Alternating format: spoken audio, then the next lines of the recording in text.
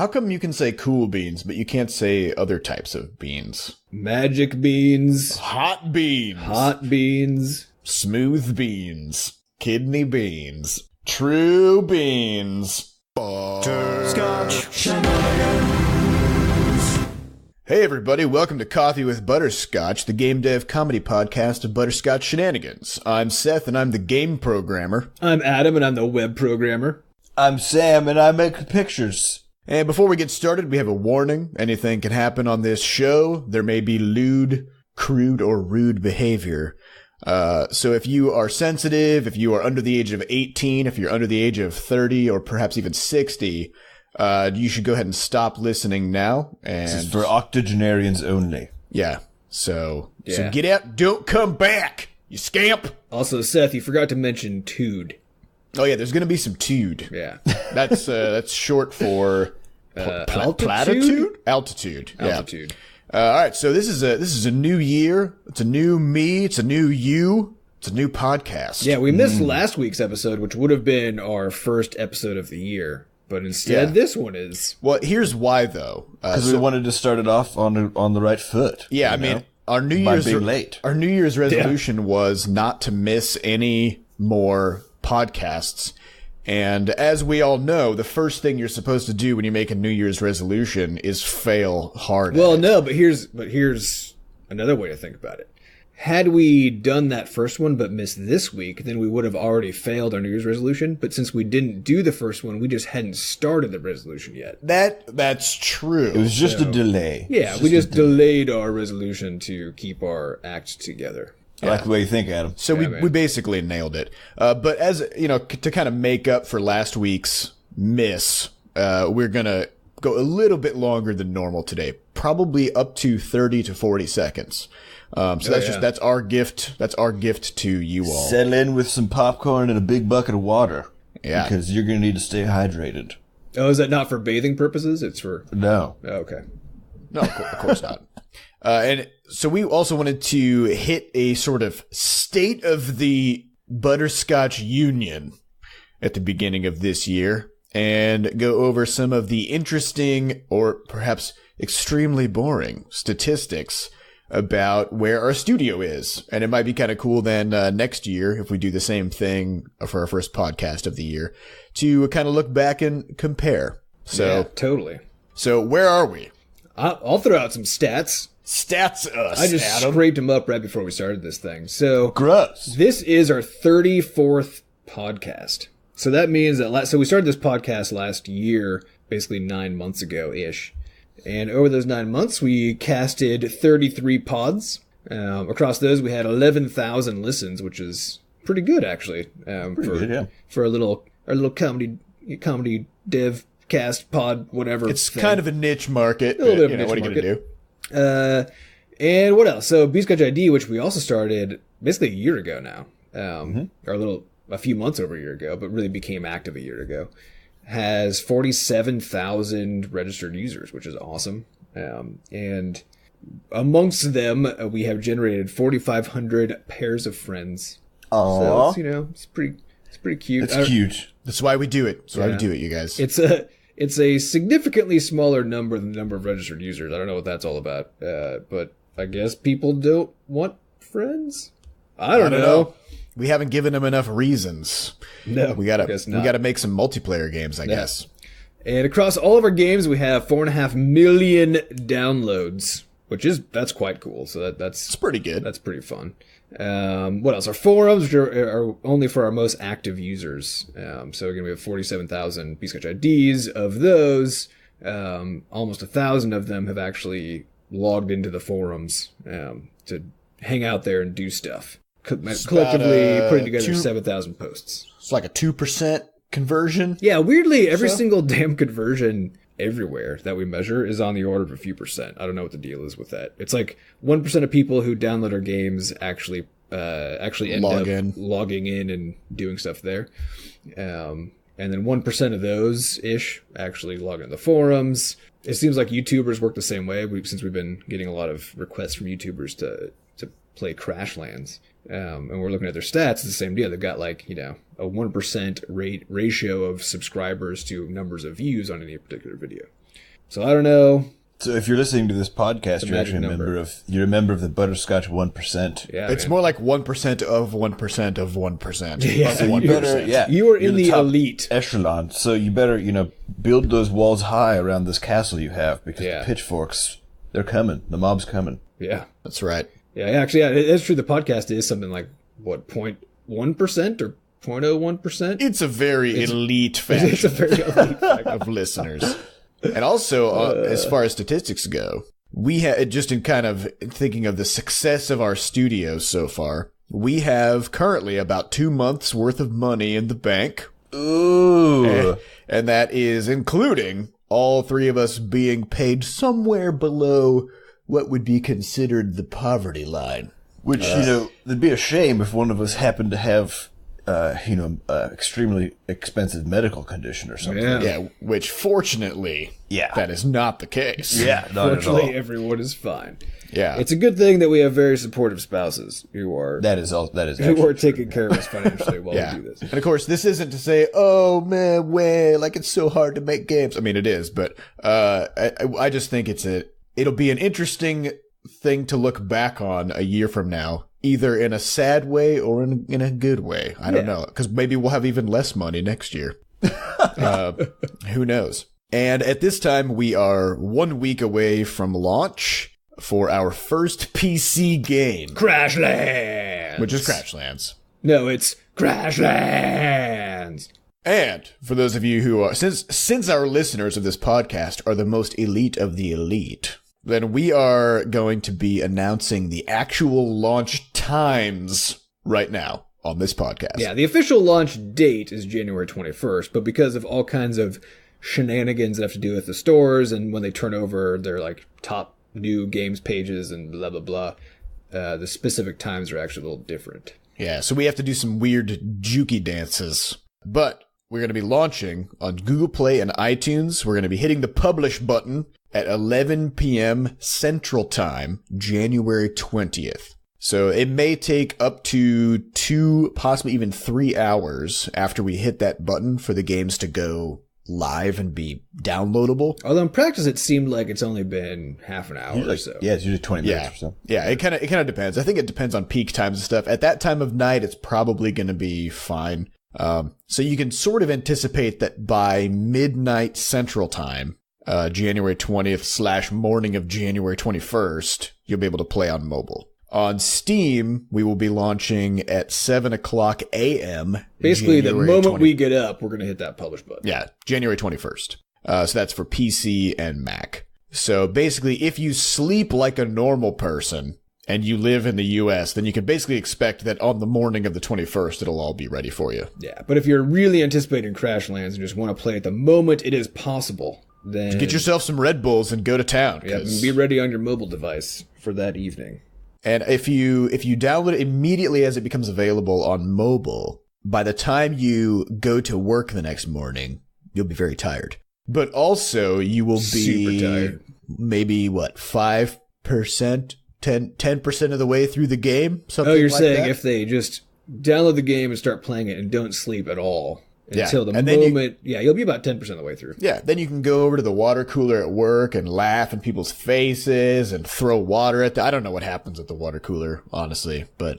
Actually, I come to think of it, I don't think I've ever been in an environment with a water cooler, except for like in a waiting room. I've been in an aquarium before, though. That's sort of like a really big water cooler. Yeah, there were lots of people talking about lots of different things there, but... We just wanted to first talk about where we are now as of the start of the year. Yeah. And now Seth's going to go into what our plans and hopes and dreams are.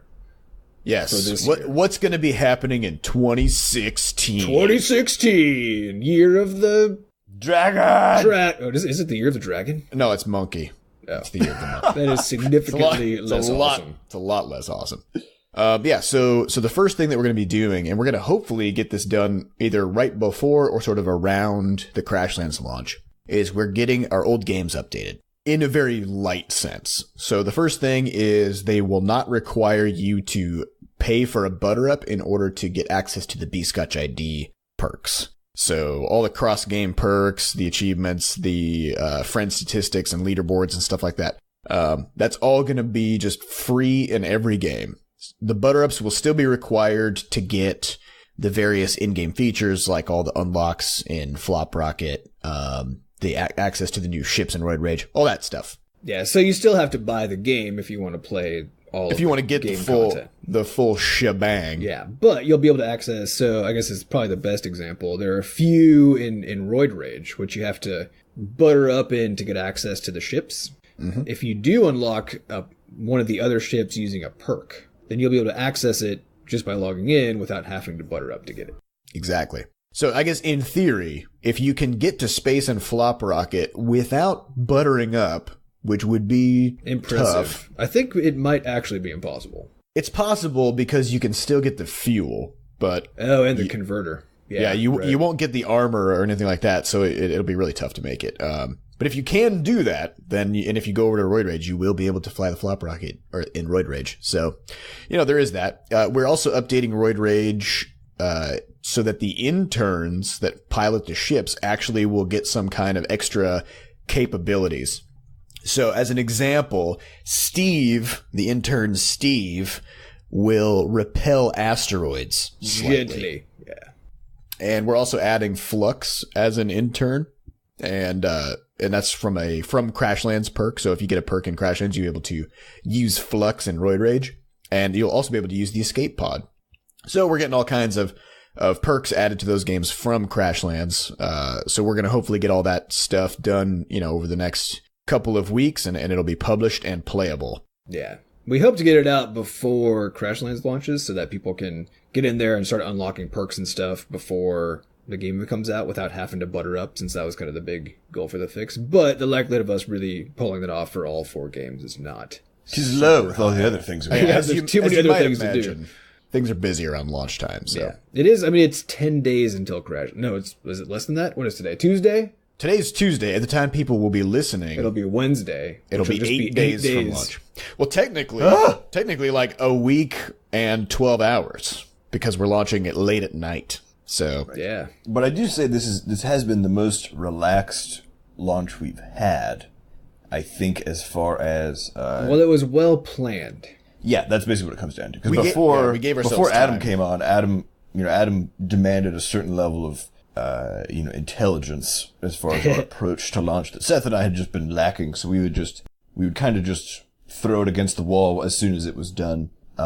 Which always meant that there was a lot of problems around launch. Well, you guys were also nearly out of money each time you launched the game. Yeah, when we launched Quadrupus, I think we were like 2 weeks away from $0. This seems to be a trend. Yeah, so like right now, I mean, we got 2 months, so we're like, we can do whatever we want. We can have a month-long beta test if we want. Breathing easy with my food stamps over here.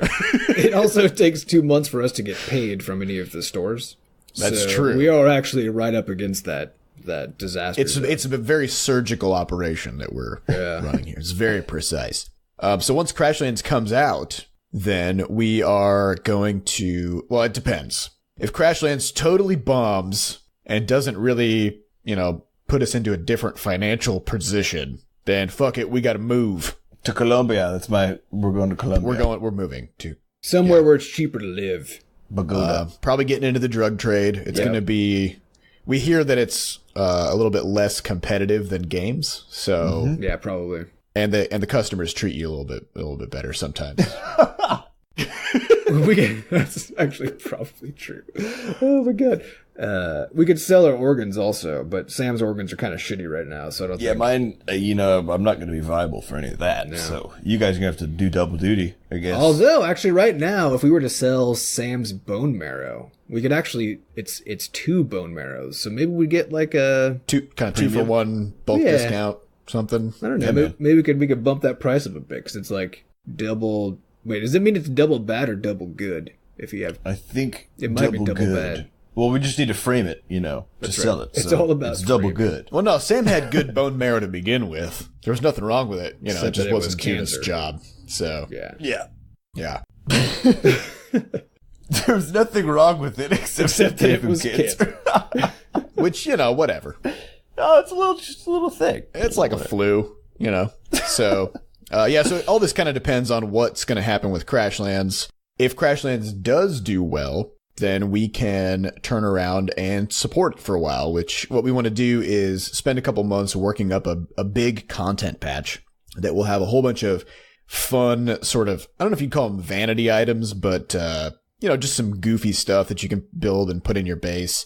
Some extra combat options, weapons, gadgets, stuff like that. Maybe a new boss. Who knows? Yeah. And we're also going to work up, the Crashlands creator stuff so that the public can make their own Crashlands campaigns. Yeah, that's going to be cool, and I think we're all really hoping that the game does well enough to warrant that development and infrastructure investment, because we made the game with the creator, and letting players do the same thing is just it's going to be so cool to see what people generate in this sandbox we've created. Yeah, I mean, to give you an idea of how potent the creator is, nothing that you see in the game that's story related or anything, none of that is hard coded. It's all done through the creator. Yeah. So absolutely every aspect of the story campaign, you could recreate the Crashlands campaign exactly if you want. I don't know why you would do that, because it's already. Well, you might want to do it in your own language or something, since we will not be translating. It's just too big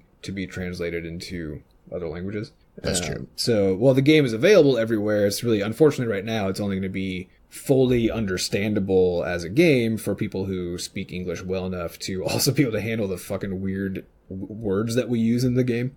And, that's true. And the dialects of the races and stuff. Yeah. Yeah. A lot of the items in the game, too, are their names are fusions of two different English words put together. Like we have, there's an armor set that's all made out of Smash Blossom item, like parts.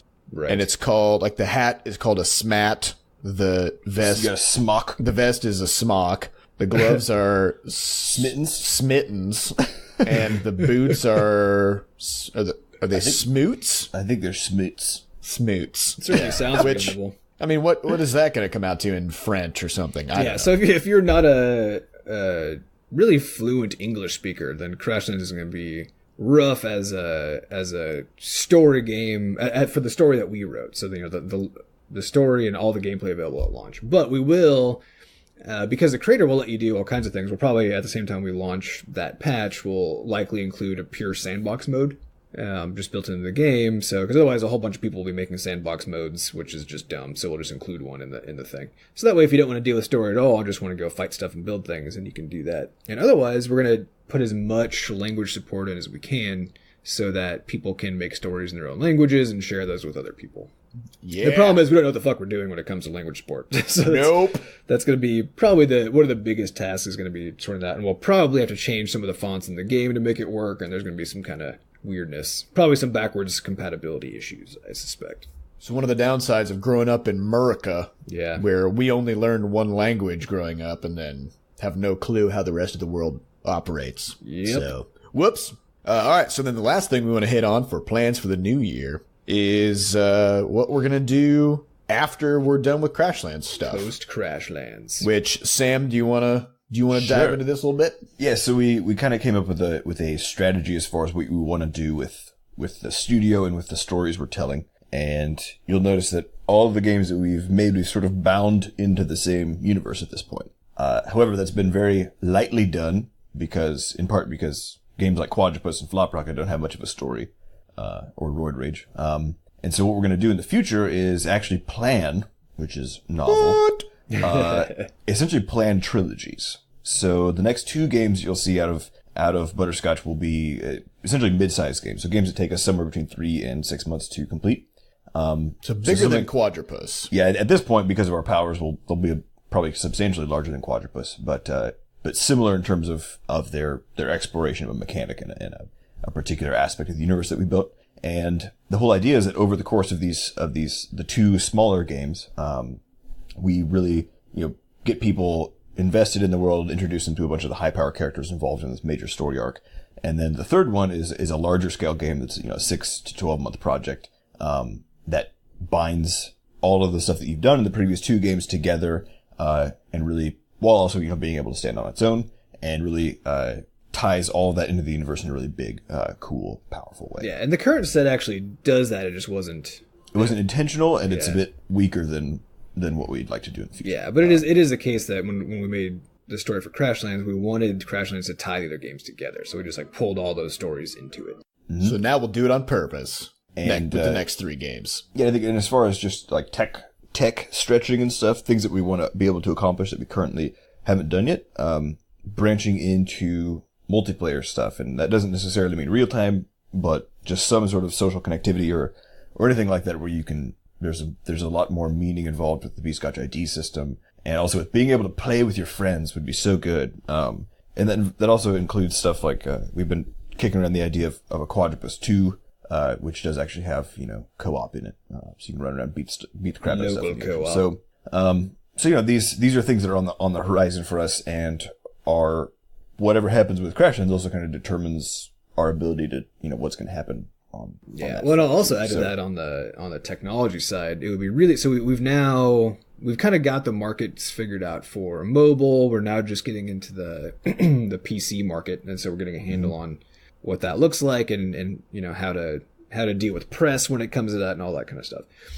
So the next move is going to end up being consoles, because we want to be able to, through Butterscotch ID, since Butterscotch ID ties everything together, and because all of our games are now, as we move forward, are going to take place in the same universe, even though there'll be quite different stories and different characters and stuff. It's all supposed to be one coherent universe. And so being able to spread that across as many devices that people can use as possible will be really cool. And so right now we don't have any games with meaningful controller support. Right. And it would be, and so in terms of like having Quadrupus, having a 2-player local co-op Quadrupus with keyboard support, with controller support on PC and on Xbox, for example, would be really awesome. So we want to be able to move on and do that kind of stuff as well. And something else that's really kind of interesting about this idea of making these trilogies or, pulling games together into the same universe is if you look at the now 5 games that we have as our major titles, they all play very differently. Yeah. They feel different. Some of them are more arcadey, some of them are more slow and story driven, and I think it doesn't really matter, because when I think of the sort of atmosphere that we want to create for our players, it doesn't really matter what the mechanics are of the game, as long as it's fun and accessible. Because I think what people take home at the end of the day is they take home the feelings and the story and like the laughs that they had and the characters that they met and stuff like that. And all of the different game mechanics kind of fall by the wayside. So as far as the next 3 games go, mechanically, they might look completely different than anything that we've done before. Like we might make an RTS. Yeah, hopefully they're quite different. Yeah. Because it's fun to explore different things. And that's actually one of the things that's been fun about this universe trying to put together, is because the universe is now coherent and we have the cross-game award system that encourages people to try these other games, then, most gamers are not really broad gamers. They don't play first-person shooters and RTSs and MOBAs, for example. They tend to just like have one kind of game that they really play, and even actually just play one game. Yeah, I was gonna say, I think it's more like they just play a game. A specific game. They'll play Rocket League or Counter-Strike or StarCraft, and that's just what they don't go. You don't hear somebody go, "Oh yeah, I'm a MOBA player. I play MOBAs." Yeah, no, they're just like, "Yeah, I play League." That's it. Actually encouraging players to, giving them reasons, external motivation to try stuff they normally wouldn't do, I think is also really cool. Because we even had, during our beta test, we had at least one person who, when they started beta testing Crashlands, was like, "Oh, this wasn't what I was expecting at all," because they were expecting a fast arcadey kind of game. And yeah, there are components of that in Crashlands, but it's mostly a crafting and story game, more than it is an action game. Mm-hmm. And so it's a slower paced thing. And so he's kind of surprised by that, and then actually doesn't like that kind of game, like hates Minecraft, hates Terraria, right? But because of the sort of external push to do it, because he was a beta tester and he's really into our other games, then he gave it a chance. So he put in a few hours, and as he started to understand the mechanics, then he got really into it and ended up being one of the testers that put in more time than almost anybody else. And it was because of the giving it the chance factor that allowed him to try a new game genre. Yeah, well, I think if you think about it, it makes sense, because why would it be the case that you just be like, I hate this type of game? Like, right. It's designed to be fun. There are sort of, I mean, we ripped out a lot of things that we saw as problems in crafting games, right? Things that we actually don't like about crafting games that tend to make us stop playing them when we made Crashlands. Yeah. And I think that's actually probably a lot of it. I think there are certain aspects of any game genre that people who aren't really into that genre really don't like. And they're very identifiable and easy to. Yeah, and by trying to identify those things, I mean, our goal with Crashlands was to make it just as accessible and interesting to people as possible. So it has tons of different kinds of components, but we also try to rip out all the stuff that was frustrating about different genres.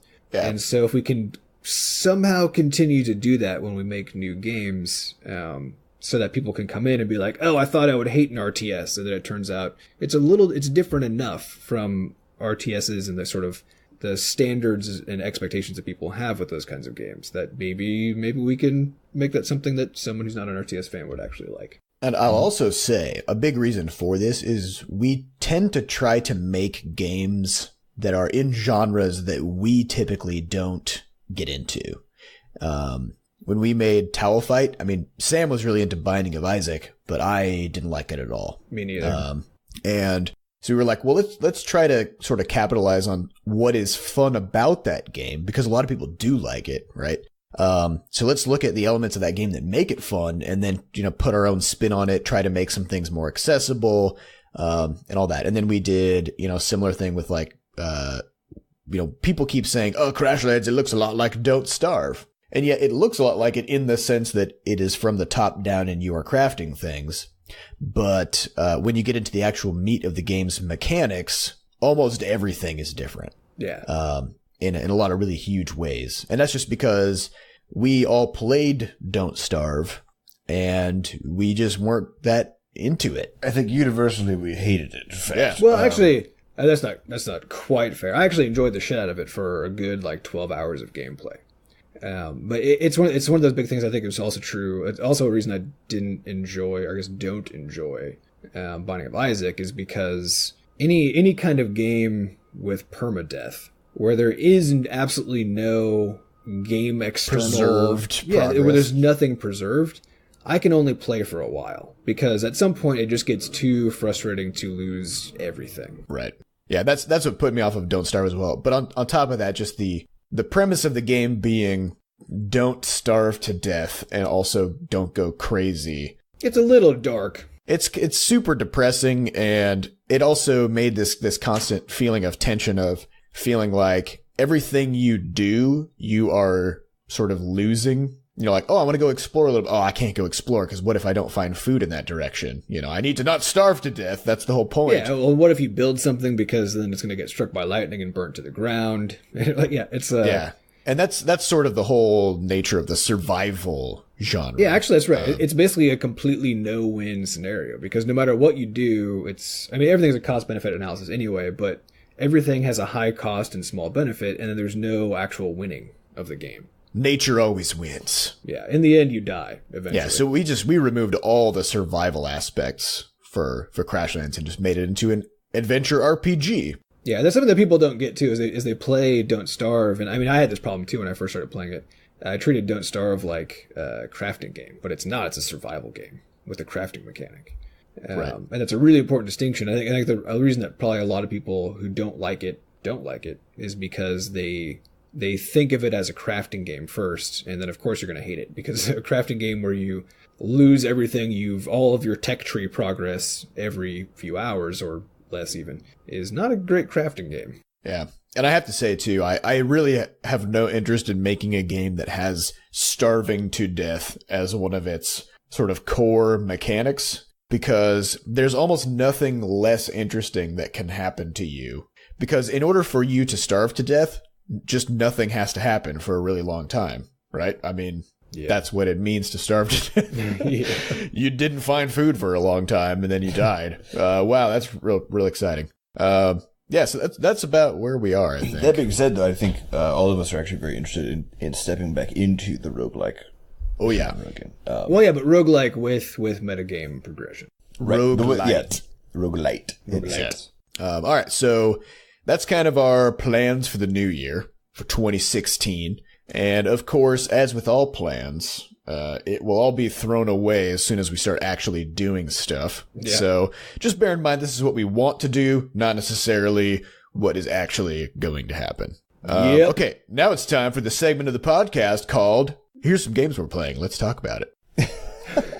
Sam, you've been playing Hand of Fate. I beat it, finally. What is Hand of Fate again? Oh, so cool. So... Wait. What? Not to be confused with the terrible movie... Mono's Hands of Fate. Mono's Hands of Fate. Yeah, don't watch that. But this is a game that you actually should play if you do like roguelikes. Where can we find it, Sam? It's on Steam. I saw it on Steam a while ago, but didn't really get super interested in it because the sort of main picture, I guess the main sort of slug they use to show people who are potentially interested is of like a deck dealer, a card dealer. And I was like, I don't give a shit about card games. So I didn't look into it, but then over the winter, it was on sale for like $7. And so I actually watched the trailer for one, and then I read the reviews, and the reviews from people were all just sterling, where they're like, this is an incredible mashup of two different, or basically of three different genres. So it's a roguelike, but it's a deck building card game, and also an action game. And so the way all of those blend together is there's this dealer, so you're sitting at a card table essentially in a weird looking like Pantheon room. And there's this dealer across the table from you. And he's got this cool hood. He's a very creepy character. He's like always making fun of you for being terrible at the game. And he deals you, cards. And so when you go and you enter a sort of a gameplay with him, he sorts a deck, which is essentially your deck plus his deck. And his deck builds out, all sorts of, basically a dungeon. So the cards get laid down in a pattern, like a pathway, and then you have a little golden version of your character who's sort of stepping along. So you choose, which direction to go, and one of the cards on any given deal is like a pathway card that gets you to the next layer of the dungeon, so to speak, where there's a new, assortment of cards. Is this also a real card game, or does it have elements that you'll get to that are only video game possible? What do you mean? Like, so the way you've described it so far, it sounds like it could be a real life card game. Right. Yeah. So it very easily could be. So basically what will happen is, so as you take a step, so you choose to go down a path in a particular direction, right? So the goal is to find the exit. And as you choose a step, your player moves and consumes a unit of food, and then also flips over that card. And it's essentially every card is like an encounter of some sort. And in some encounters, it plays very much like an actual card game so you don't have dice, but, it'll be something like, oh, there's a ravine and you see a shiny object at the bottom. Do you want to go, inspect it? And if you say yes, then it shows you 4 cards. They're a random assortment of anything from huge failure to huge success. So these 4 cards, you might get like 2 of them that are regular failures and 2 of them that are regular successes. And then they turn over and then they shuffle in front of you and you have to pick. So you have to pick one of the 4 then that essentially determines what happens to you next. So it almost has like this text-based adventure feel to each one of these cards, right? And so you'll say that in this ravine situation, you see the shiny object, the cards flip over, and you get a huge failure card. Oh shit! It's like, oh, you stumble down, you trip and fall and get impaled on something or whatever. And then the dealer actually draws you what are called pain cards, right? So essentially in these certain circumstances, you get these really bad things that happen to you, like you'll lose 10 health permanently, or you'll lose 5 food, or something like that.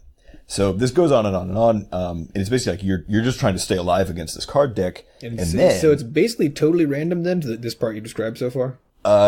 Yes, except you get to build the deck, right? So while the dealer gets to choose a bunch of cards that also get inserted into the deck, you choose what encounters you might come across. And the really neat thing, and actually this is where the storytelling, like this game wraps a ton of stuff really intelligently together. So where the storytelling aspect comes in is that these cards that you'll find where you have this sort of random, you'll have a chance of having some particular thing happen. Sometimes they'll have a little sort of token on the bottom of them. And literally when you turn over that card, the dealer reaches over and opens a little jar and he pulls out a token that then like floats in space. And what that token represents is if you achieve some particular end with that encounter you're on, then you get that token, and that token will unlock essentially the next card in that series. And so quests in these large storylines are actually played out over the course of your like 12, 15 hours of play by this succession of cards, and the cards replace one another, which you can, of course, only do in a video game. So, for example, there's one called the White Council, where you come across these, a village, and they're all sort of pissed off. They're like, what the hell? These guys took all of our money and everything. And so you catch up to these bandits, beat the crap out of them, return the money, and then you find out that you've essentially doomed this town, because what they were doing was paying tribute to these wizards who are sort of like extorting everybody in the area. Mafia wizards. That's basically what it is. And what plays out then is it's a quest line over I think it's 10 cards, right? So again, you don't necessarily, you're not guaranteed to find these things when you're playing, because you're choosing what cards to land on as you try to get to the exit. And over 10 cards, you sort of you battle all these wizards and unlock wizards who are then roaming across the world, who actually end up encountering and fighting, which is what I'll get to now. So some cards you turn over and it's like, oh shit, you got ambushed by some monsters. And then the dealer draws cards, based on what monsters you fought so far. And there's bandits, there's lizard people, there's undead. Yeah, there's always lizard people. There's rat people. And so he'll draw a couple cards. Sam, what? Are there crab people? There are not crab people. The lizard people are close enough as far as being really damn weird though. So, so he'll draw a couple of these cards and flip them over, and then you actually go into real time, extremely satisfying combat. And it's very simple. There's 3 buttons. So you can hit people by clicking. You can kick people by right clicking, which is kind of like a stun move. And then you can juke around with the space bar. And if you have a shield, you can also counterattack, and that's it. And they essentially use a telegraphing system, so it's very obvious what's about to happen. But the combat feels so good that it's ridiculous. Although something I've learned about telegraph systems, according to YouTube comments, is that if you have a telegraph system, then 6-year-olds can play your game, and it's therefore designed for 6-year-olds, and therefore you shouldn't buy it if you're an adult. Yeah, because real adults just get hit in the face by shit that they had no idea was coming. Yeah. Adam, I thought we told you to turn on your YouTube comments. I'm actually not using that. Oh yeah, so did we talked about this thing? We did. Yeah, we should touch on it real quick. Okay. I think it's important to note. So we sent out all of our press contact stuff last Thursday, or I guess our first batch. We're still sending out a few, and that it's supposed to be embargoed until Tuesday of next week before anybody can say really anything or post any videos. And one of the bigger YouTubers has just sort of freely been posting videos, which whatever. At the end of the day, whatever. I mean, we gleefully broke the embargo. Yeah, we asked him not to, and then he didn't respond and kept posting videos. Yeah, so it is what it is. But of course, you're going to get YouTube comments on these things. And we have a policy where we just try, especially on our own stuff, we just don't read them because people are so mean on the internet. And there's a thing, a Google Chrome add-on called, what is it, HerpDerp? HerpDerp for YouTube. It just takes every word that someone types into a comment section on YouTube and just replaces it with herp or derp. And so, I don't know about you guys, but I have a tendency to, when I watch a YouTube video, I actually scroll down and start reading comments. I actually don't anymore. Well, yeah, so that's what I was trying to break that habit anyways. And now this thing literally just replaces it with herp derp. And it's just hysterical, especially if you forget about it for a while. And it reminds you about, how silly the internet is as a place. But what's amazing about it is that I don't know what it is with YouTube comments. I don't know. They seem just so much worse than comment sections on almost anywhere else on the internet. Yeah, it is very weird. But now that all of my YouTube comments I see are just herps and derps, I haven't really lost anything. When I scroll down to the comments, if I just read a bunch of people going herp and derp, I haven't missed out on any information that I otherwise would have gotten. Yeah, had you not done that? Yeah. Right, which is incredible. It is. It's amazing how many people can take the time to say things while still saying absolutely nothing of value, just at all. Yeah, so Hand of Fate, what's your I think it's fantastic. The only problem with it is the final boss fight is so fucking crazy that it took me as long to beat the final boss as it did for me to get to the final boss. That's good. I like that though. So it's about 6 or 7 hours to get there and then 6 or 7 hours to beat him. I kid you not. That's a real boss. Boring hours or interesting hours? No, I mean, they're always interesting, right? Because I'm still unlocking new cards. I'm sort of moving these various storylines around and stuff as I'm failing horribly to fight this guy. And the reason it's so hard is that the end bosses of all of your rounds before that are like a jack of a jack of the rat people, for example, a queen of the rat people, and then a king of the rat people. So you're kind of working your way through the races. And then in the final battle, you have to fight all 3 of those of a particular race at once. And then you have to fight all 4 of those races. So it's basically 12 boss fights shoved together. Plus you have to like dodge crazy shit that the dealer himself is doing. So the dealer himself is part of the boss fight. And so, it's a to-do. This sounds awesome though. It reminds me of how you always point out that if you play Diablo, it's actually a very weirdly named game because you spend 12 hours getting to Diablo, not actually fighting Diablo or having anything to do with Diablo. Yeah. Right. And then you fight Diablo for 8 minutes. I mean, and then it's maybe done. It was like a 30-second match. Yeah, I remember it being very short when my monk was so overpowered that I just stood there and punched Diablo in the face. Yeah, I didn't dodge anything. You know, it definitely. I think it's good that it's like took a long slog to do, but it seemed a little much. It's probably, to be fair, it would have been excessive if you had to fight Diablo for 12 hours. Yeah, but, yeah. Well, yeah, because in that game you would just click for 12 hours, which I guess that's what you're doing anyway. So yeah. Well, the other thing is that the each one of those boss characters has a particular sort of thing that they do to the rest of the people who are around them. And one of the final ones actually makes it so their teammates can't die while they're still alive. And I didn't want to Google it, but I couldn't remember which one of these 3 things it was. And so I spent like 10 minutes on this particular section just beating the hell out of all of them until finally the one that needed to die first died. So that could have been better. I could have done that better. Lesson learned. Google stuff. Should have Googled it. But yeah, 10 out of 10 would recommend. It's sweet. Fantastic. I will check it out. After watching the Star Wars movie, I've been on a Star Wars kick. I've been playing Knights of the Old Republic on my Android device. Also called KOTOR. Yeah, I also have it on PC, but since there's no cross-platform saving, I had to pick which one to play it on. So I thought I would just play it on my mobile device so I can kind of see how they adapted it. It's a decent port. It was originally on the Xbox, like the Xbox, from, I think it came out in 2003, one of BioWare's first games. Still a phenomenal game. I beat it like 10 years ago and I still want to play it again. So if you haven't played Knights of the Old Republic, friggin' check it out. It's on Steam. It's on Xbox. It's on Android. I don't know if it's on iOS, but anyway, I've also been playing The Old Republic a little bit, which is not Knights of the Old Republic. It's just The Old Republic. Just the regular Old Republic. Yeah. It's technically the sequel to Knights of the Old Republic. So there's a whole bunch of story elements that carry over, but The Old Republic is an MMO. And it's also made by BioWare. And it's a weird MMO in that you can basically play it like a single player game and it doesn't matter. Like you never really need to interact with other people. So I'm not sure why it's an MMO, but there's 8 different classes. And so in every other MMO I've played, everybody kind of goes through the same leveling experience, right? So like if you're a warrior or a rogue or a wizard or whatever, it doesn't matter. You all just do the same quests and whatever. Maybe every now and then you'll get like a special class quest.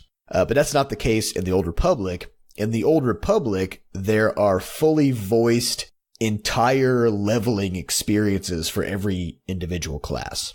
So if you level up as a bounty hunter, you will have a completely different leveling experience than somebody who levels up as like a Sith Marauder or a Jedi Knight or a Republic Trooper or whatever. So that's pretty cool. I think there's a lot of replayability there, but I don't know. It still feels weird to me that it's an MMO. I see other people running around, and so far my only real interaction with other people is that every now and then I'll be doing a side quest and they will also have the side quest and they'll just like run up and kill the monster before I can get there. And then I can't do it for a while. Like that's like, so far the only interaction I've had with other people has been a bad thing. Oh, that's kind of how I felt about World of Warcraft when I was playing it. Yeah, it's the same. Yeah. And this is also part of the problem of, and also in the Old Republic, they have, the game's been out for 4 years when it was first out, the level cap was 50. Now it's 65. And for some reason, they thought that in order for this to be for people to still feel good about the level cap being raised, they sped up the leveling process. Oh. So I'm about 10 levels higher than all the stuff that I'm fighting. And so everything is broke trivially, the balance, basically. Yeah, everything has been trivially easy so far. And right now, the only thing that's keeping me going is just the sort of how interesting the story is. Because so far, I have not fought a single thing that has been even remotely challenging. So that's kind of a bummer, but it's also pretty typical of almost every MMO I've played these days, where everything is just insanely easy as you're leveling up. Yeah, what is the deal with that? I don't know. I think there's some kind of I don't know, maybe the developers view that as making it more accessible and also having like a good single player experience where you just absolutely don't need to have other people around in order to just one shot everything or something. I don't know. Mm-hmm. Seems like a pretty bad design decision, but everybody's making it. So who are we to criticize? Yeah. So those are the Vidge James I've been playing. And then, so as far as recommendations, definitely play Knights of the Old Republic. I don't know about the Old Republic. Whatever. 50-50. And otherwise, we've been planning on putting together Dungeons and Dragons sessions. Mm-hmm. So I got the dungeon. This is tabletop, not any video game stuff. But what's cool about it is that almost every convention of modern video game RPGs and stuff is somehow derived from Dungeons and Dragons, which is really weird to see, like when you're reading through the Dungeon Master's Guide and all that, just seeing all of these terminologies and stuff that are from like 40 years ago or whenever it was that Dungeons and Dragons first appeared, still being used today in video game content. It's also funny because I was reading through that stuff and I was like, man, it would be nice to have a calculator just doing this in the background for you constantly.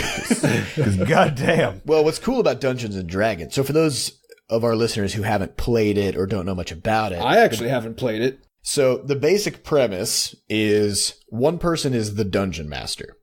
And their job is to basically act as the role of what would normally be like what the computer does in a video game. As the dungeon master, you lead the other players through an adventure.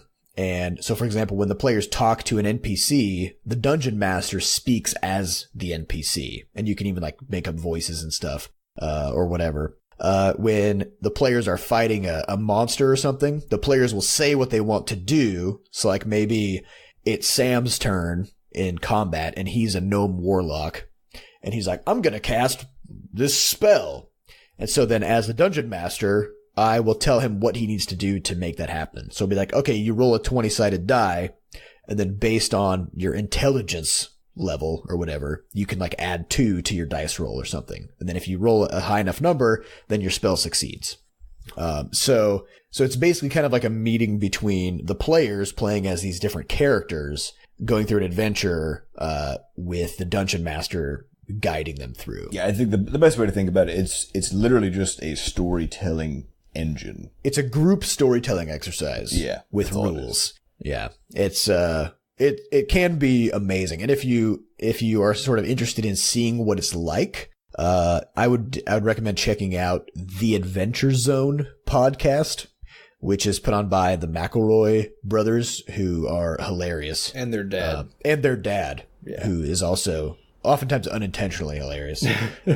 He forgets the rules a lot, which is pretty hilarious. So we're gonna probably play some Dungeons and Dragons this weekend. So I'm gonna be the dungeon master, and then Sam and his fiance and my wife will be the adventurers.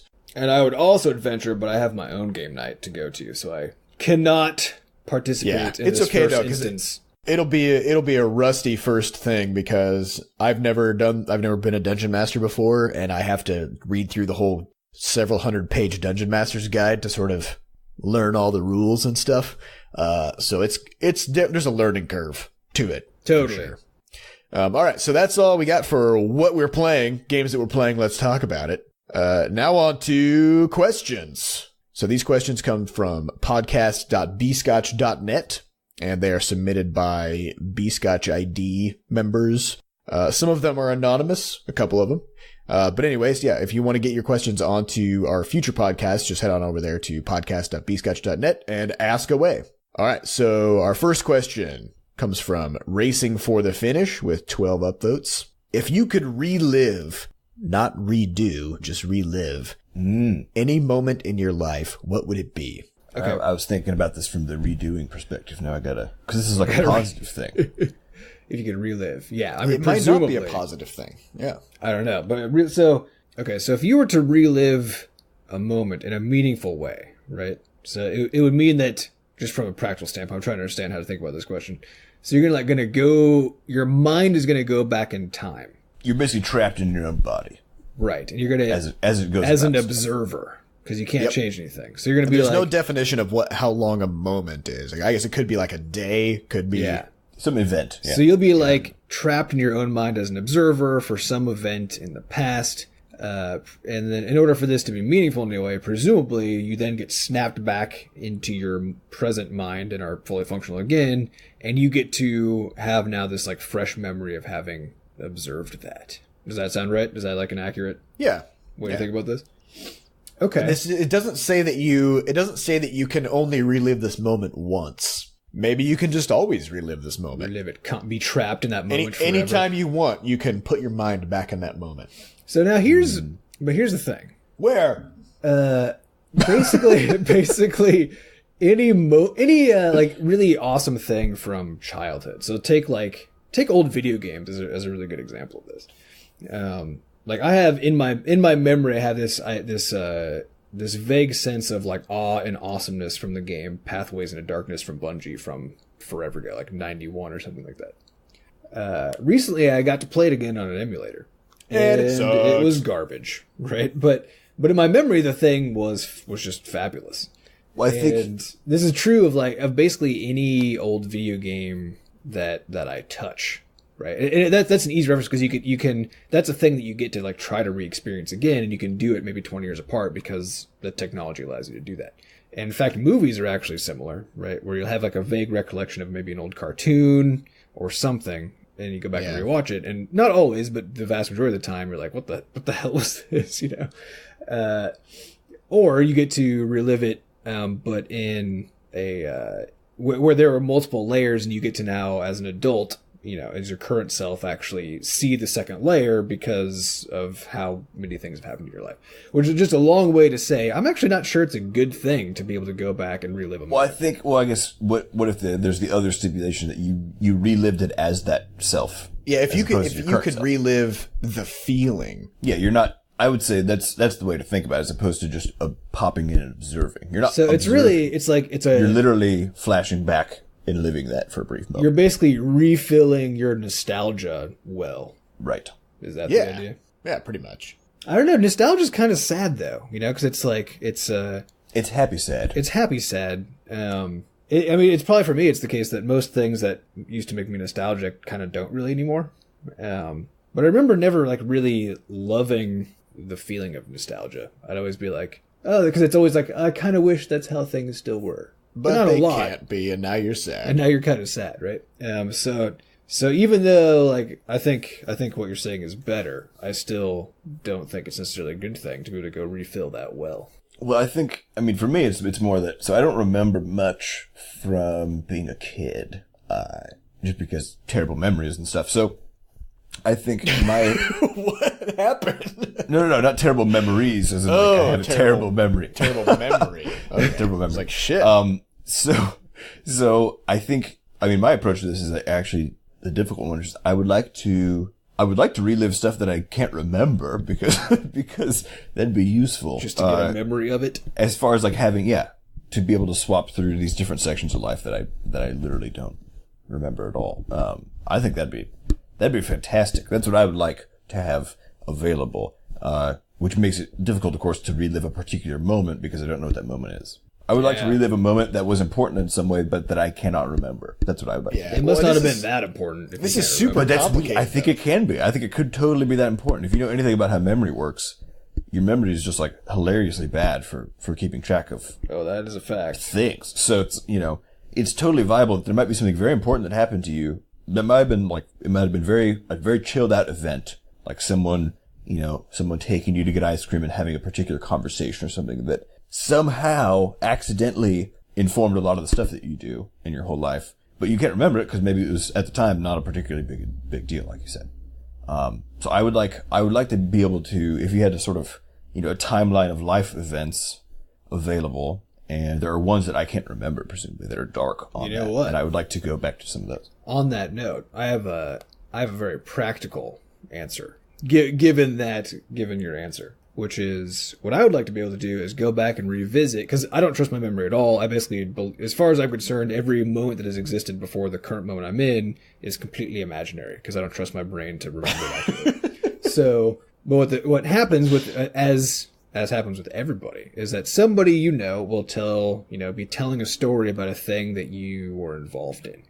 And you'll hear the story, and maybe you'll hear it a bunch of times. You'll be pretty sure that it's been changing over time as that person tells it. But your own memory is being swayed by that telling of the story and the retelling of the story. And so you're just unsure actually, like, what the situation actually was.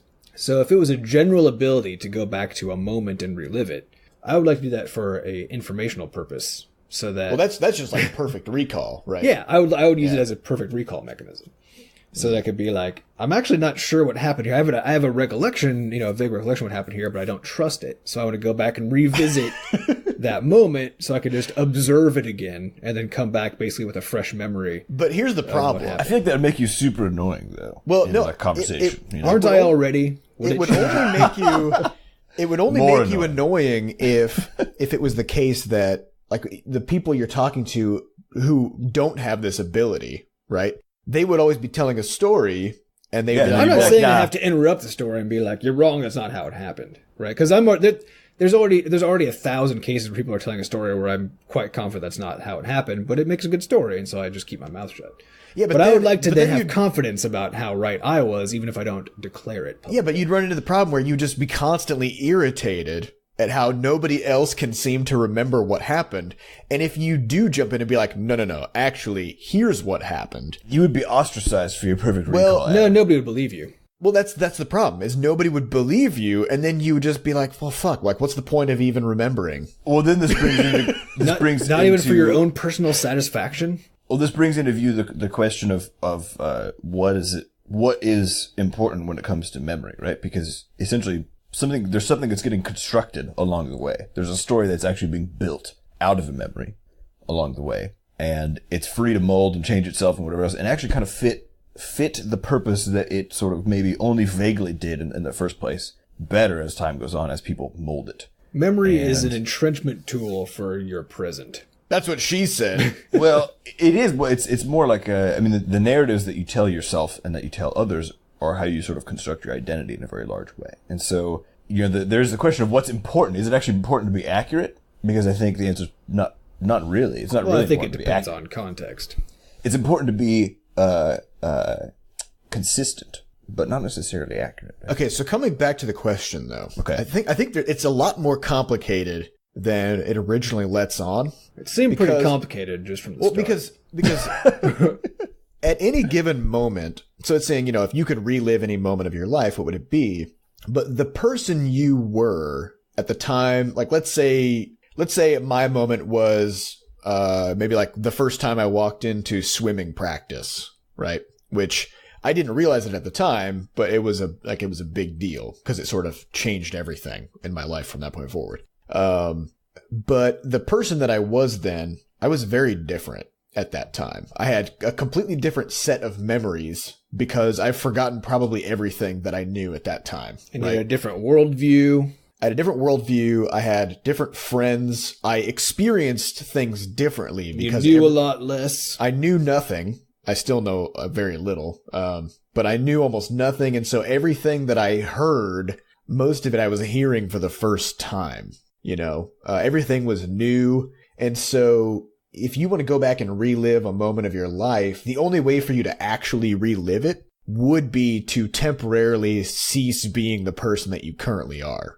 and sort of transplant yourself back into the mental state that you used to be in. Yeah, but then somehow you have to bring that back for it to have any value for you, which you can't do because there's no way to translate your perception of that moment filtered by all of your life experience to a modern day, experience of that. And maybe it would just be the case that when you come back into the present, you'd be like, man, I was an idiot. I think universally is going to be the case. I just didn't know anything, and everything was really interesting to me, and I said a lot of dumb things.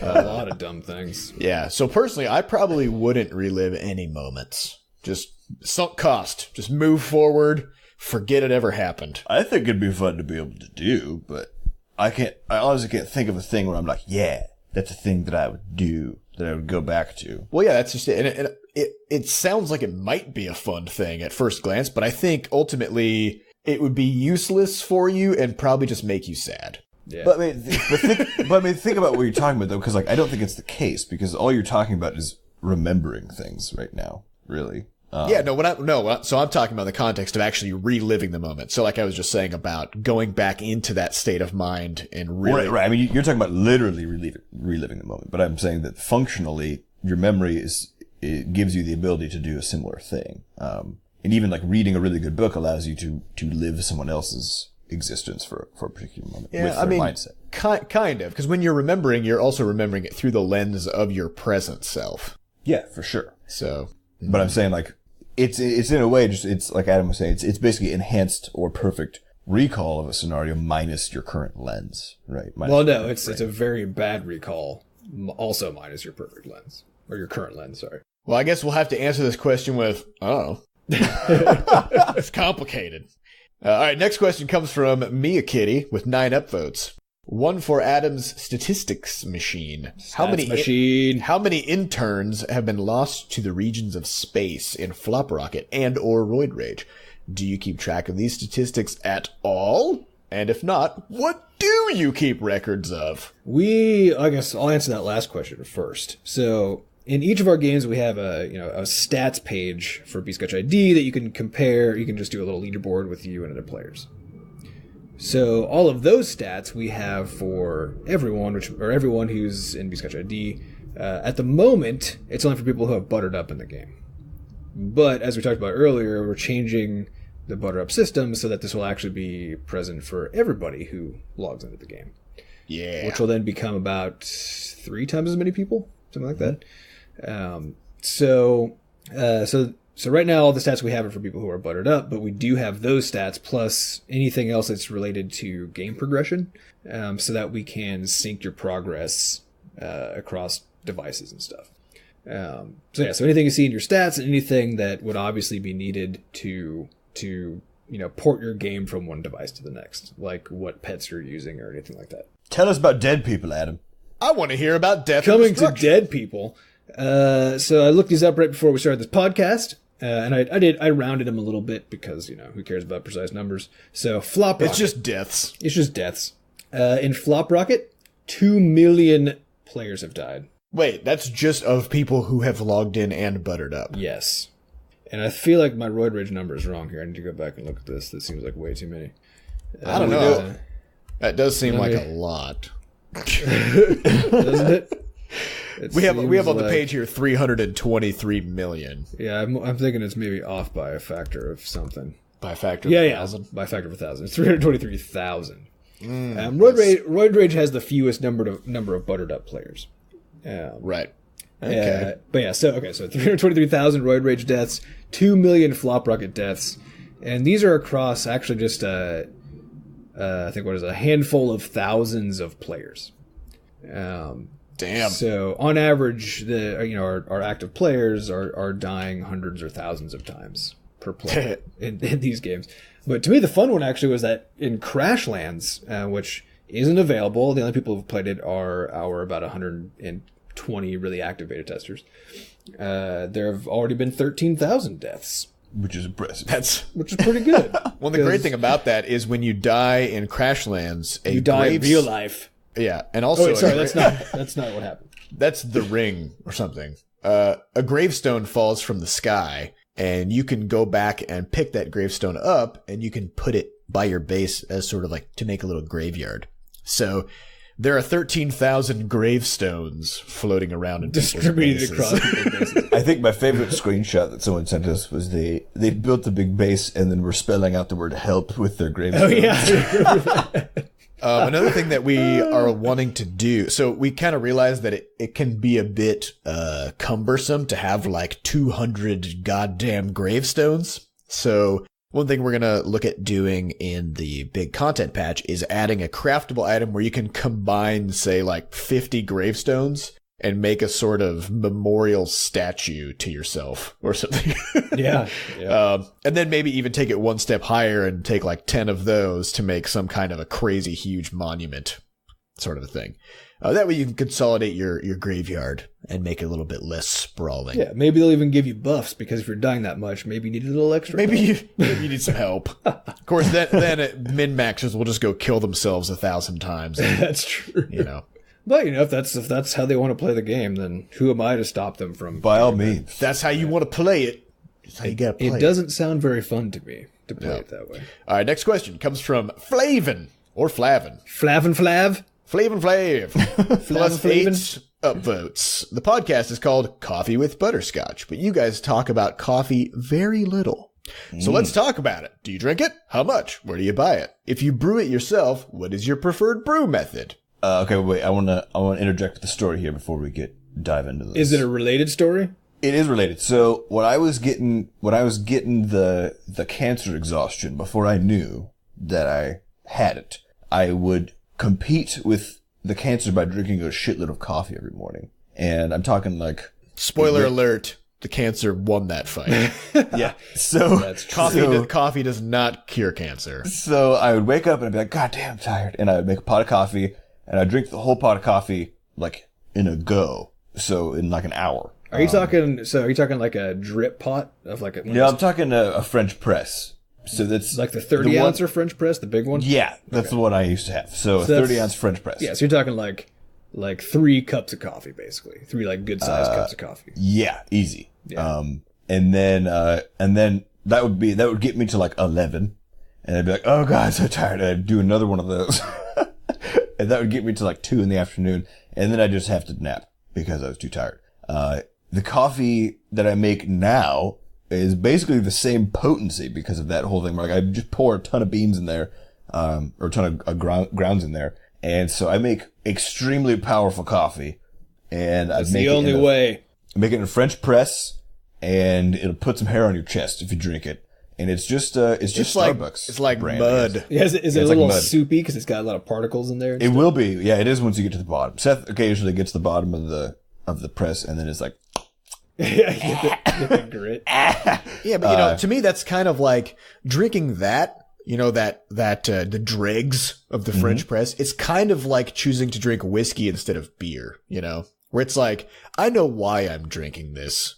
So I'm just going to go for it. I'm here to get the job done. Yeah. Just get the maximum potency per fluid ounce. Yeah. So I do a French press and there's these Asian things, which are, this Asian appliance, which I had never seen. Diana's mom got us one, which is it's a hot water heater, but you just put water in it, like a liter, I think it's 2 liters of water ours holds, and it just keeps it boiling hot all the time.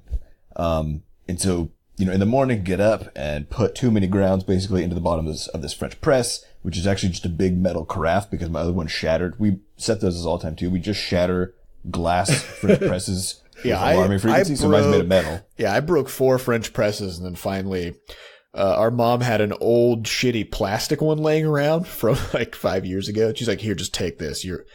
Because shattering a French press is the worst because like you push the plunger down and all of a sudden it just goes and then just hot boiling coffee just pours all over. You break it while plunging it?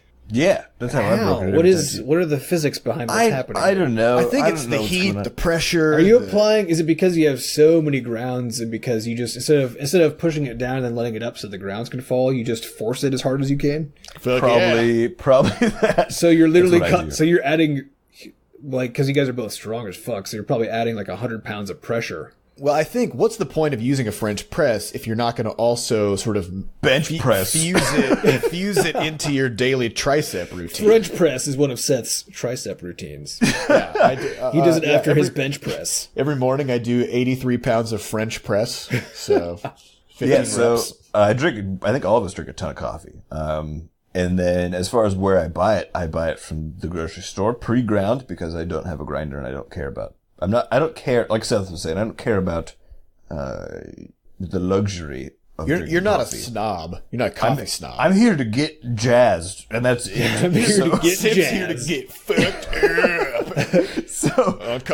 So I just buy the Starbucks brand from, it's always on sale at the Schnucks that I go to at the store. Yeah, my approach to coffee is different than that.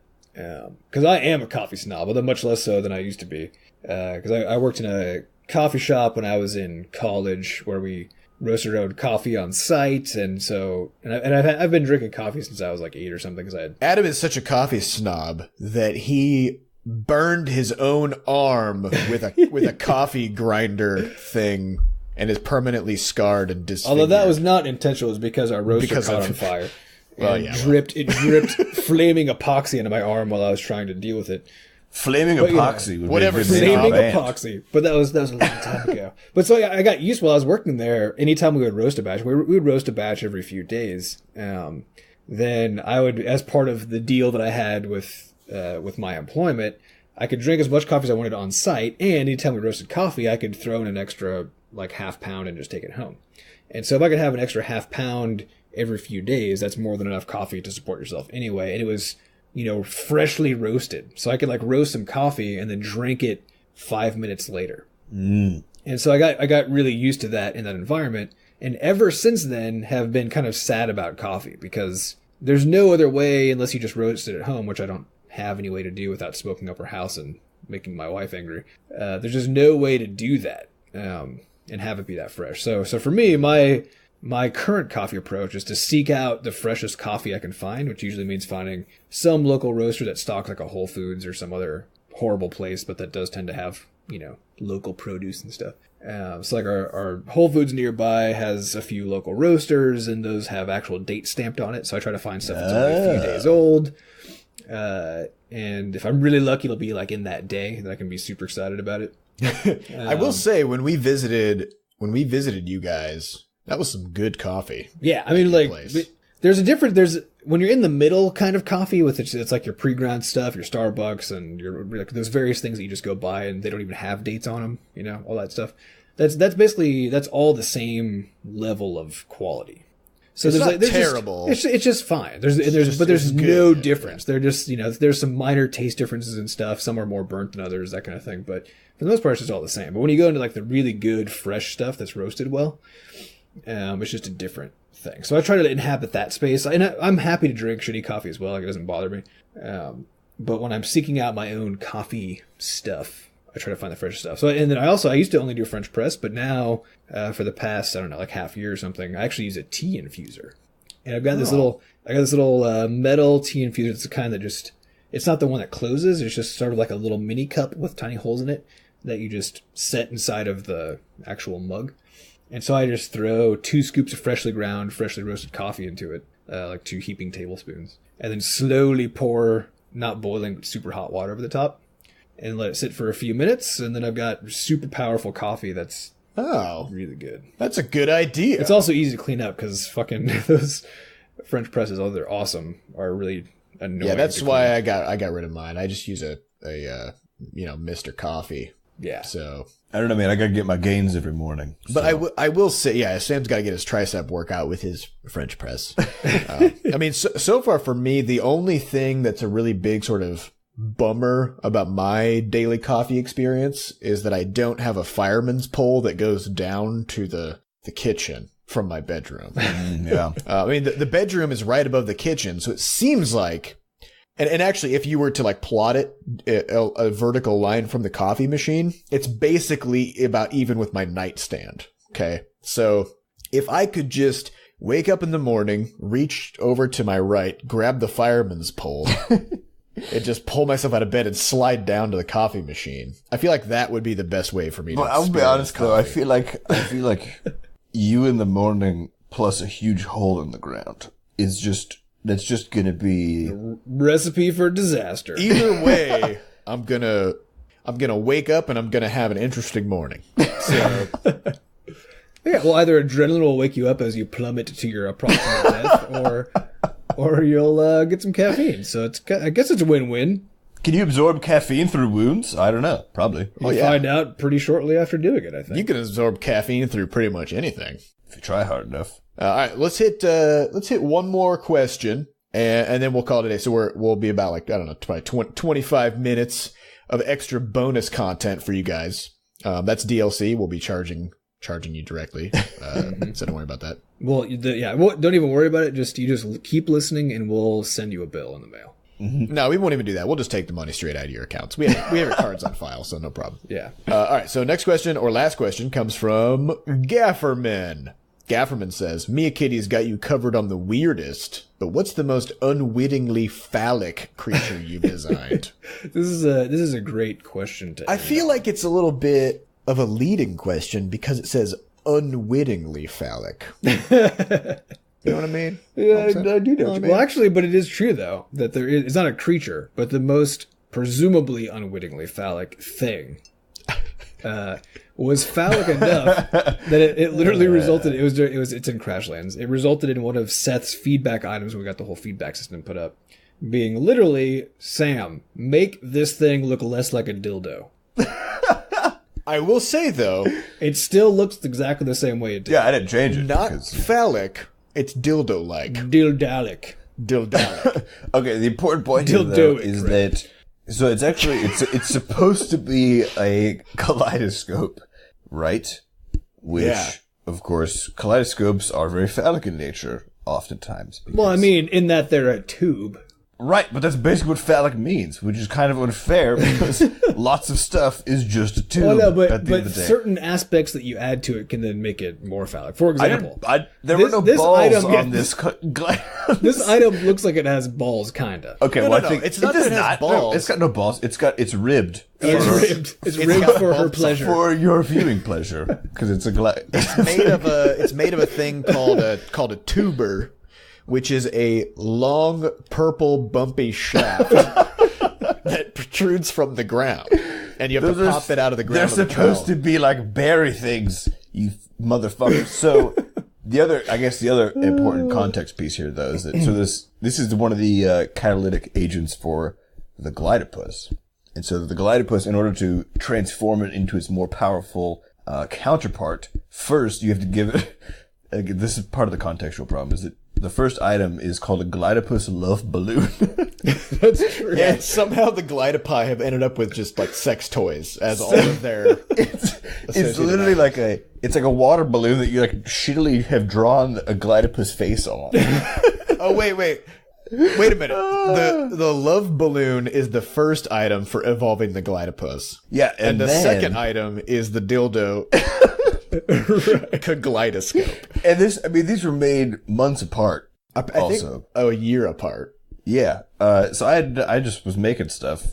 Because the love balloon was originally used as a taming item, where you had to throw the love balloon at a glidopus. Yeah. In order to trick it into being your pet. You, I guess. Yeah. But you don't throw a dildo at it though. No, the dildo we've changed the game mechanic. Yeah, once it's nesting, then you show it to a dildo, and then it gets the idea. You just hit it with a dildo in the face, and then it evolves. And then it grows. It's like a thunderstone. And then it gets bigger when you hit it. That's pretty much how puberty works for people, though, too, right? So you just get hit with a dildo, and then you get really big all of a sudden. So yeah, I think as far as the most unwittingly phallic thing, that's definitely that one definitely takes. Is there a unwittingly phallic creature? There was the Emerald Smash Borer, which that was another item though. It was a little like insect that came out of. So here's the problem: is that lots of things look like dicks. As it turns out, the problem with this one was that it was sort of like a grasshopper, but it was just like a long, slender body, and then a penis head shaped head as its head. It was not shaped like a penis. It was pretty. It was a bug. You guys, everybody needs to get their minds out of the damn gutter on this stuff. It was pretty dicky. which is pretty dicky. Yep. Actually, okay, let's hit one more question, and then we'll call it a day. Okay. Fine. This last question comes from James. James with a Z? Yeah, that's why I put that emphasis on it. Okay. James says, if you were on a deserted island somewhere, which one of you would be the first/last to perish, and why? Also, what skills do you have that would help you to survive? Is first/last, is that like one thing? So it's like a quantum. It's a quantum perishing problem. The first and last. Which one of you would be the first and last to die? I have a question first. Well, actually, if only one of us died, then technically that person would be both the first and the last to die. I want to make sure that you read this question. That's true. Exactly correctly, not how you expect it to be. Is it desert or dessert? Deserted. There's only one S. So deserted. It's definitely There's just deserted. nothing there. If it was a dessert island, I would be the first to die of a diabetic coma. I don't know. It depends on which one of us is most resistant to diabetes. Because we would all be. That would be the best moment of our lives. Our whole family has a real problem with sweets. We don't get diabetes very much, though. We just eat a lot of sugar. Not very I much. get diabetes all the time. Well, I mean, we don't have much history. No, we got great pancreases. Yeah. Probably from all the I think sugar there's some history, yeah, not really extensive history of it. I think our grandfather got it in his early 70s. So he made it a long time. Considering he lived mostly on ice cream, I think he had it going on. Mm-hmm. Good pancreas action. Yeah. All right, so yeah. Who's gonna die? I guess is the question. Or I guess maybe let's talk skills first. Adam, what do you bring to the table? Yeah, pitch your survival skills, Adam. For my survival skills for a deserted island. We're not putting you in this dinghy unless you bring something to the deserted island table. The problem is we don't have any details on what's on this deserted island. Because if it was like a deserted island in the Arctic, for example, that's a very different scenario than like. Let's go with traditional, okay? Okay, traditional meaning Besides your ability to question everything. So we've got a sandy beach, and we've got palm trees, presumably. Palm trees, yeah. Presumably there's a spring. We'll is it like the situation in Lost? I think it's probably like Castaway. Or a Castaway. Okay, so which those are actually the exact same story. Probably even took place on the same island. Definitely. Let's be real. Probably. Airplane crashes on an island, and then everybody becomes a crazy bearded hermit. Yeah. So Adam, so maybe there's coffee trees. There's coffee trees here. Oh, that'd be nice. So I can get tired really rapidly. Okay. And good. I can get headaches if I don't have caffeine. These are some great skills. Yeah, man, I'm built for survival. What else could I do? That's about the limit of my skill sets, I think. You can grow a mustache that connects to your beard. That's true. I can grow a super dangly mustache. With the super dangles. All right, Seth, what do you bring to the table? Well, I can crack coconuts with one finger. So I got that. Do you flick it, or is it like a karate chop with an index finger situation? He just flicks it. I just gently touch it with my finger, and it explodes. So you have like an anti-coconut matter on the tip of your fingers. Yeah, it's an implant, and then I always carry a knife.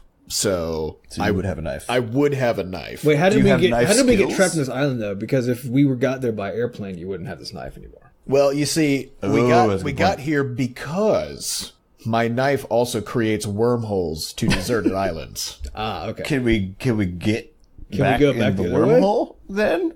No, it only creates wormholes to deserted islands, not from deserted islands. But can we go to another deserted island from the current one? Yeah, I mean, if we wanted to. So we could, explore all existing deserted islands to find any resources we needed. Yeah, but the one thing we couldn't find is people. Sounded so bad. The one thing we couldn't find is people, because the criteria of an island being deserted is that there's no one on it. Could you, if we got too hot, could you open a wormhole to, an Arctic deserted island? So sure, man. AC? Well, I mean, it's random, so we might need to make a few warp jumps before we got to the one we needed. That sounds good. Yeah, so that's my skills. That is a useful skill set. Coconut explosions and wormhole jumping. So I think that would probably make... I don't think any of us would die, really. Not in this scenario. Yeah. I mean, with Adam's dangly mustache skills, and my coconut exploding. I think. What else could you need, Sam? Well, in my case, I need drugs to live. So I have that going for me. That's true. I mean, that's what they say. Yeah, I guess we could test. But you didn't take them for like a week. I still haven't been. I guess the question is, wait, you're still not taking them? Well, they haven't come in the mail yet. For those of you not from the U.S., this is how Congratulations. This works. Yeah. Congratulations.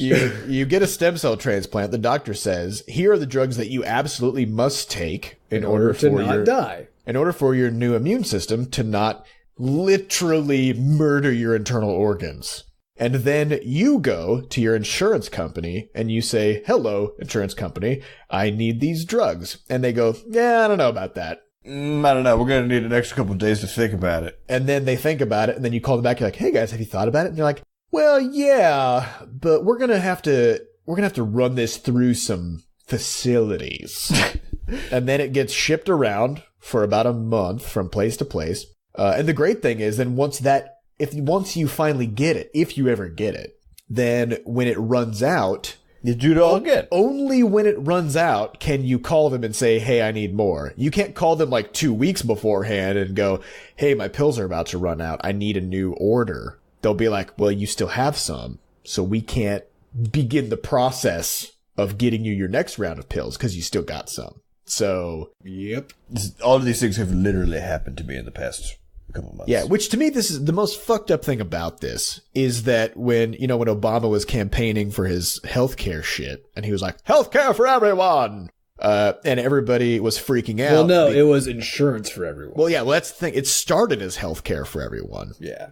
And over time, the solution we all landed on was, let's just get everybody enrolled into the worst fucking system you could possibly conceive of instead of just giving people what they need. But if everyone's there, it'll reduce prices somehow. I'm a strong proponent of literally destroying the entire insurance layer of healthcare. Yeah. So it makes no sense that it makes no sense that it is a for-profit institution. Everybody needs to be alive. It makes no sense that when I talk to someone on the phone and I say, hey, I need these pills that I need to not die. And they say, well, when did you last get some? And I say, 5 days ago. Can you help me out? Because there's some across the counter from me.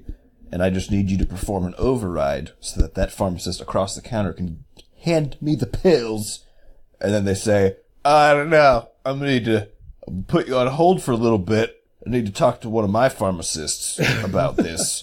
And I say, I don't think you fucking understand what I'm talking about here. But if I could reach through this phone and strangle you to death, I would. Well, and Sam, when you turned 26, you had to switch insurance plans. Yeah. And they refused to tell you what they covered. Nobody would own it. And this was actually completely shocking to me because I was like, hey guys, I just need to make sure that you do transplant coverage, 100%. And very simple question, yes or no answer. And they're like, I'll send you the documents about this particular plan. I'm like, can you just tell me? Because you should know. And they're like, I can't say anything about what we do. I'm like, okay. All they could do is give you the legal document that says what they do, and you have to infer it, and then they can try to sue you later. Right. So the document that it's in some combination of legalese and medical jargon. Right. So I read through it, and then I send it to both my parents, who are medical people, and they're like, we're pretty sure this is good. We're pretty sure, but we're not 100% sure because, who the fuck knows? So you should ask them when you call them back. So I call them back and say, hey, I'm pretty sure this is good, but I just need to know, do you cover this stuff? And they're like, we cover what it says in the doc that we cover. Yeah, and nobody will say it because I can bet you that the people who use the phone to talk to customers are not allowed to speak about what the plans cover because they might misspeak. Yeah. Right. So they are not allowed to talk about it, which is pretty weird. It's pretty dumb because I'm paying you to make sure I don't die. So if I don't know if that's not going to be covered. Well, no, it's not die and not go bankrupt. Yeah. Right. You have two goals that the insurance company is supposed to be solving simultaneously. And they're actually not going to guarantee either. Right. They're just like, well, we're not going to let you have your pills, and we're not going to tell you if we're going to pay for anything. So we're both going to let you die and to let you go bankrupt in the process. Well, this is really why it's incredibly insane to have for-profit institutions managing risk management for healthcare costs, because their only goal is to spend as little money as possible, right? So that they pocket as much as possible. It doesn't really align with the goals of everybody else. Yeah, and the only reason that you buy insurance is so, you pay in regular amounts of money that are knowable so that when something unknown happens, that risk gets spread out, right? So you can handle it, right? But if their whole thing is, we'll take all of your even payments of money, but when you need us to give some of that back, we just won't do it. It's like, what? What's the point? Yeah, so I'm a little disillusioned about this whole insurance layer. But the funniest thing, I think, was, so after this conversation with this woman on the phone, and then I was like, well, can I just buy the pills here? And she's like, well, you can, but we're not going to cover it. And I was like, how much would that be? And she's like, $232 for 7 pills. So good luck. She literally said, like, so good luck with that. I'm like, what? What in the fuck? Like, I eat 12 of these a day. At what point do you think it's appropriate to giggle in my face? Good luck covering those yourself. You gotta wait 6 months instead. Good God.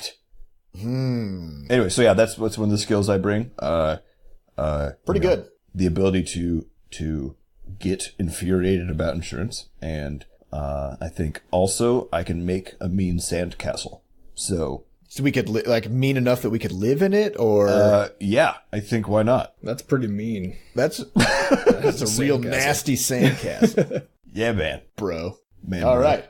Well, that's all we got for today. That was an extended edition of Coffee with Butterscotch. So we will DLC. This is the gold bundle copy that includes the Summer Pass DLC. Yeah, Summer Pass DLC Platinum Edition. Yeah. Gold copy edition version. Game of the year. Podcast of the year. Podcast of the year. Which, I mean, there's not a lot of competition yet because it's only a couple weeks into the year. But we think we're going to hold the spot pretty firmly. All right, so this has been Coffee with Butterscotch. Thank you, everybody, for listening. I think we're going to try to be a little bit more reliable with our future podcasts. We kind of got thrown off the rails with all of the family and vacation stuff over the holidays. And Crashlands, which comes out next Thursday. Yes, and we will be attempting to do a podcast next Wednesday, which will be essentially the day or within 24 hours of launch. So we'll probably just be weeping openly on air. Our pre-launch plans include getting drunk. So it's going to be a doozy of a podcast. And also this year we're going to be trying to make an effort to really grow this podcast, grow the audience and stuff. So if you are a regular listener of the podcast, then we would really appreciate it if you could go to iTunes or wherever it is that you Stitcher. Give us a review. SoundCloud. Give us a rating. Give us 5 stars. Give us 10 stars. Give Twitter. us 30 stars. I don't know. Just give us a whole bunch of stars. Give us all your stars. Write some good stuff. It'll be really helpful for us. And also, share it with your friends if you're into games, if you're a game developer, if you just like joking around and hearing about random kind of game related stuff. Just spread it around to your friends, and we'd really appreciate it. And with that, and also, of course, head on over to podcast.bscotch.net if you want to ask questions and vote for questions for next week's podcast. And also stop into forums.bscotch.net and say hello to us and our amazing Butterscotch community. All right, so that's all we have for this week, and we will see you next time. Bye. Goodbye. Bye.